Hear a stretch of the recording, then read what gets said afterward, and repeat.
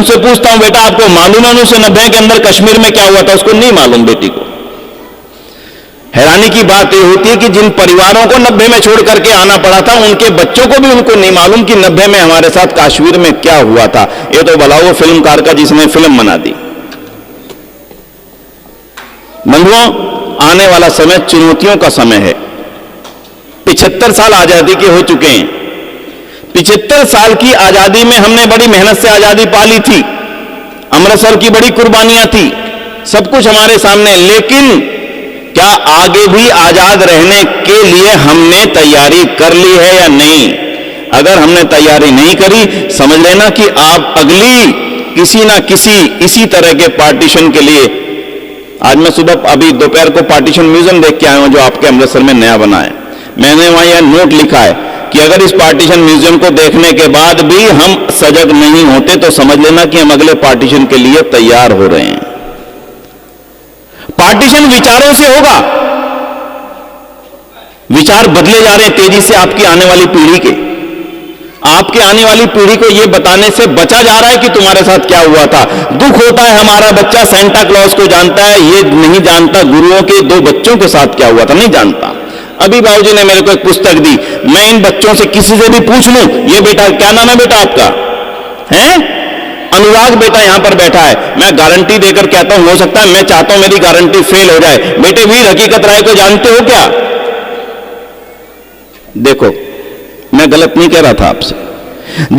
जिस कौम की वर्तमान पीढ़ी अपने पूर्वजों को, जिनके कारण से हम बच करके यहां पर बैठे, नहीं तो शायद हमारे भी ये सब चीजें कट करके कहीं और होते हम आज भी, यदि उनको भूल जाती है, समझ लेना कि फिर दोबारा से उन घटनाओं को आने के लिए हम तैयारी कर रहे हैं, आमंत्रण दे रहे होते हैं। मेरे बच्चों को नहीं पता वीर हकीकत राय कौन था, क्योंकि उसकी गलती नहीं है बिल्कुल भी, मेरी गलती है क्योंकि मैंने उसको नहीं बताया। मेरे बच्चों को नहीं पता हमारे गुरु साहबानों के 2 साहिबजादों को कैसे दीवारों में चुन दिया गया था। बताना कितने बच्चों को मालूम होगा? हो सकता है पंजाब की धरती के कुछ बच्चों को मालूम हो, नहीं मालूम होगा। फिर बताओ, जब दोबारा से ऐसी घटना आपके सामने आकर के खड़ी होगी, कैसे मुकाबला करोगे आप? मुझे माफ करना, जो हम धन कमा रहे हैं, जो हम कोठी बना रहे हैं, मकान बना रहे हैं, दुकान बना रहे हैं, ये कब तक आपके होंगे इसकी चिंता अगर आज आप नहीं करोगे तो कल करने वाला कोई होगा नहीं। पाकिस्तान में रहने वाले कभी ये नहीं सोचते थे कि हमें भागना पड़ेगा। अफगानिस्तान में रहने वाले कभी ये नहीं सोचते थे कि सब कुछ छोड़ करके हमें अभी अफगानिस्तान से 2 साल पहले, 1.5 साल पहले भागना पड़ेगा। कभी कोई नहीं सोचता था, किसी के मस्तिष्क में बात आती ही नहीं थी। मैं वहां पत्र पढ़ रहा था पार्टीशन म्यूजियम में, वो लिख रहे थे, हमने सोचा था महीने 2 महीने के अंदर सब चीज ठीक हो जाएगी, अभी जाकर के वहां पर आ जाएंगे। मेरे मित्र तो सारा सामान जो कीमती था ले आए, मैं सामान नहीं ला पाया, आज तक दोबारा से वो वहीं रह गया, सब कुछ वहीं रह गया। बंधुओं, तैयारी कर लो। और तैयारी में ज्यादा लंबी चौड़ी चीज नहीं है, छोटी सी चीज बताऊंगा भैया, बहुत ही छोटी सी चीज। पहली तैयारी, आने वाली पीढ़ी को इतिहास बता दो। उसको फिल्म हम दिखाते हैं, सीरियल दिखाते हैं, मेले घुमाते हैं, दुनिया घुमाते हैं, लेकिन तुम्हारे साथ क्या हुआ था ये बताने से बचते हैं। ये आपकी सबसे बड़ी भूल हो सकती है। इसलिए पहला निवेदन मेरा इतना सा है, आने वाली पीढ़ी को अपना इतिहास बता दो। चाहे आर्य समाजों के अंदर उनकी क्लासेस लीजिए, चाहे आर्य समाजों में ऐसी कथाओं में वेद के मंत्रों का पाठ अगली बार हो जाएगा। पहले अपने इतिहास को जानकारी होना हमारे बच्चों के लिए जरूरी है। एक निवेदन पहला। और दूसरा निवेदन, हमारे परिवारों में रिश्ते समाप्त हो रहे हैं। अभी पता लगा पति जी के 4 बेटे, 4 क्यों जी? तो 8 थे ना आपके? हाँ, बेटा बेटी, अब 2 रह गए हैं। देखो, पहले 8 थे, अब 2 हैं, अगले में पता लगेगा 1 है। ये अपने आप नहीं हो रहा बंधुओं, कहीं गलतफहमी में मत रहिएगा कि अपने आप हो रहा है, अपने आप नहीं हो रहा। आपकी जनसंख्या को समाप्त करने का अंतरराष्ट्रीय षड्यंत्र है। अंग्रेजों ने 250-300 साल राज किया था यहां पर, यह सोच करके कि हम हजारों सालों राज करेंगे। आर्य समाज वो संस्था थी जिनके कारण से नए क्रांतिकारी आंदोलन करने छोड़ना पड़ा था, लेकिन उनकी वो टीस गई नहीं कि ये देश हमारे हाथ से निकल कैसे गया। इसको वापिस अपने हाथ में लाने के लिए एक षड्यंत्र चलाया गया। हम उसको षड्यंत्र को समझ के सुन गए। काफी लोगों ने नहीं सुना, केवल हमें सुनाई दिया, उनको नहीं सुनाई दिया। धैर्य से सुन लीजिएगा, आने वाले समय में बहन और भाई के संबंध नहीं होंगे, बहन ही नहीं होगी या भाई नहीं होगा, एक होगा। चाचा चाची, मामा मामी, बुआ फूफी, जीजा साली, सब संबंध समाप्त, सारे रिश्ते समाप्त। दुख होने पर, दुखी होने पर बोलो किसको याद करते हो सबसे पहले? इनमें से किसी रिश्ते को याद करते हो? होगा ही नहीं। कभी विचार किया आपने? इसलिए सार्वदेशिक सभा से एक नारा है, विचार करना आप। हर चीज मेरे विचार की जिम्मेदारी नहीं है। अपने सबने अपनी सत्ता को बना करके रखना, अस्तित्व को बना करके रखना। इसलिए रिश्ते बचाइए। एक ही नारा मैं दूंगा, रिश्ते बचाइए। आज सुबह इस एक आर्य समाज में गया था, उनके 2 बेटे 2 बेटी थी। मैंने कहा आपको सबसे बड़ी बधाई, क्योंकि 2 बेटे 2 बेटी होने में ही सारे रिश्ते बनते हैं, बाकी 3 में भी पूरे नहीं होते। फिर भी मैं कहता हूं जितने हो उतने तो रहो। ये एक का जो फैशन चल पड़ा, इससे हमें बचना होगा, बचाना होगा। कम से कम बोलता हूं, अगर कम से कम की स्थिति हो तो कम से कम 2 की स्थिति से नीचे मत जाना। अपना कोई परिवार मत जाने देना। ये बड़ों की भी जिम्मेदारी है, छोटों की भी जिम्मेदारी है, जिनका परिवार इस समय आगे लाइन पर चल रहा है। एक निवेदन। और दूसरा निवेदन सुन लीजिए, यह देश आपका तब तक है जब तक आपका व्यापार आपके हाथ में है, और जब तक आपकी जमीनें आपके हाथ में, तब तक यह देश आपका है। उसके बिना यह देश आपका ना था ना होगा। अब हो क्या रहा है, आप अपने आप कैलकुलेशन करना, अपने आप, मैं नहीं बोलता हूं। आज से 50 साल 30 साल पहले आपकी खेती की जमीनें थी कि नहीं थी? यहां से हाथ लगाना जी। हाँ जी, थी कि नहीं थी भाई साहब? थी जी। किन किन की थी 30 साल पहले?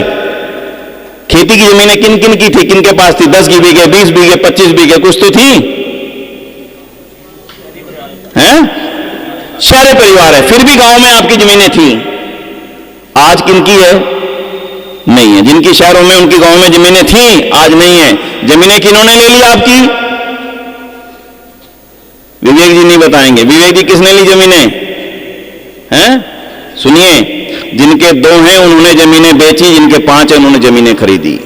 बड़ी सीधी कैलकुलेशन है, इसके लिए लंबी कैलकुलेशन की जरूरत नहीं। बंदो अपने आप कागज पर लिख लेना। पंजाब के 70% परिवार, मैं नहीं कह रहा आपका आंकड़ा कह रहा, आपका पंजाब का आंकड़ा कहता है, 70% परिवारों के बच्चे विदेश में हैं। एक बच्चा कोई ना कोई विदेश में है।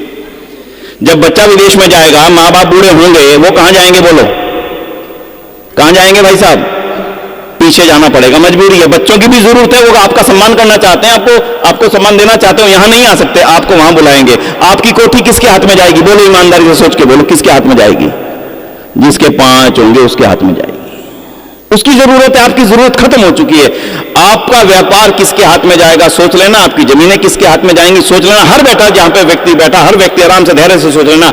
आपकी जमीनें आपके हाथ में नहीं होंगी, आपका व्यापार आपके हाथ में नहीं होगा। निचले स्तर का व्यापार तो आज भी आपके हाथ में नहीं रहा। समझ रहे हो कि नहीं समझ रहे? हाँ जी, ये सिलवाने कहां जाते हो?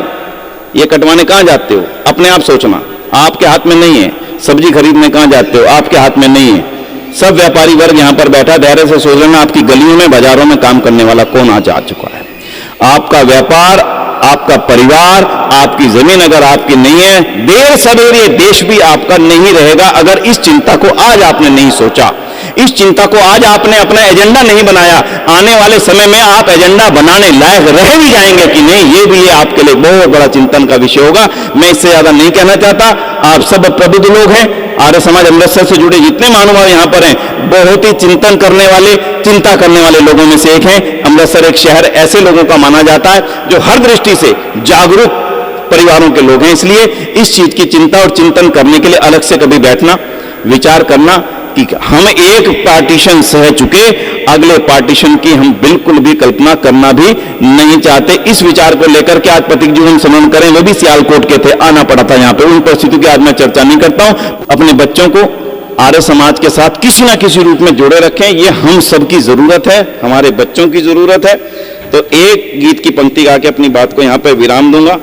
मुझे पूरा विश्वास है कि आपके अमृतसर में आर्य समाज, जितने भी आर्य समाज हैं, जितने भी यहाँ पे परिवार बैठे हैं, जितना भी आर्य परिवार बैठे हैं, आर्य समाज को मजबूत करते जाओ, करते जाओ। क्योंकि आर्य समाज मजबूत होगा, आपका समाज मजबूत होगा। आपका समाज मजबूत होगा तो आपका देश आपका रह जाएगा, अन्यथा देश आपका रहने वाला नहीं। तो मैं केवल एक पैराग्राफ गाऊंगा, ज्यादा नहीं। अब मुझे नहीं पता ये मैचिंग कितनी हो पाएगी, कितनी नहीं हो पाएगी भाई, उसके लिए क्षमा करना। क्योंकि भजन संध्या में बुलाया है तो कम से कम भजन खाने का छोटा सा अवसर जरूर ले लेता हूं। जितनी बातें मैंने कही हैं अनुभव के आधार पर, जिम्मेदारी से कही हैं। चिंतन आप सब लोग जरूर करिएगा। आने वाले समय में महर्षि दयानंद के 200वें वर्ष के आयोजन होने हैं। 2024 में महर्षि दयानंद का 200वां जन्म दिवस आने वाला है। 2018 के सम्मेलन में राकेश मेहरा जी और आपकी पूरी टीम ने बहुत बढ़े चढ़ करके अंतर्राष्ट्रीय सम्मेलन दिल्ली में भागीदारी की थी। इस अवसर पर भी पुंछ से लेकर के केरल तक और असम डिब्रूगढ़ से लेकर के कटक तक बहुत बड़े बड़े दुनिया भर में आयोजन होने वाले हैं। कोरोना के कारण से चीजें आगे सामने नहीं आ पाई थी, अब आपके सामने आएंगे। मुझे पूरा विश्वास है अमृतसर का एक एक कार्य परिवार पूरी मजबूती से महर्षि दयानंद की विचारधारा को आगे बढ़ाने के लिए इन 3 सालों का उपयोग करेगा और 2025 में आर्य समाज के 150वां वर्ष होने वाला है। भगवान आर्यों को पहली लगन लगा दे, भगवान आर्यों को पहली लगन लगा दे, वैदिक धर्म की खातिर ओ मिटना इन्हें सिखा दे, भगवान आर्यों को।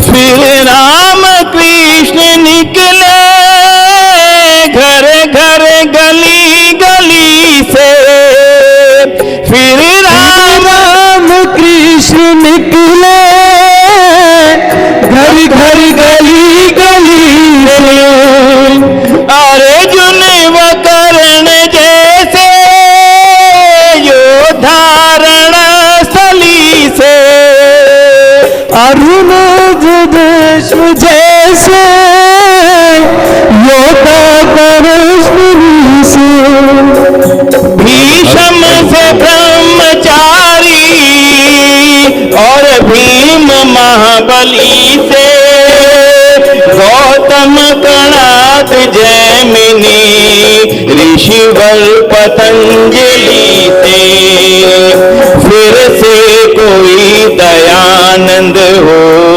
फिर से कोई दयानंद जैसा ऋषि दिखा दे, भगवान आर्यों को पहली लगन लगा दे, वैदिक धर्म की खातिर मिटना इन्हें सिखा दे, भगवान आर्यों को पहली लगन लगा दे, वैदिक धर्म की खातिर मिटना इन्हें सिखा दे, भगवान आर्यों को